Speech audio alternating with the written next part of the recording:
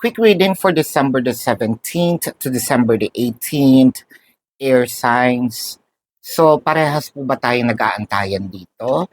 Kasi ang makikita natin dito, inaantay mo siyang mag-initiate ng move towards you.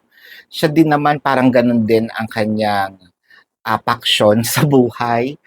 So, inaantay din niya na mag-reach out ka sa kanya, inaantay din niya na meron kang gawin. Maraming bagay dito na parang nagtitinginan lang kayo sa social media, no? Whether or not meron kayong diskusyon, argument, hindi pagkakaintindihan, or sabihin natin na medyo gusto niyo yung isa't isa, pero hindi naman kayo, wala namang movement, no? Walang nag initiate. So, ano ito, since walang movement, walang nangyayari kasi parehas nag-aantayan.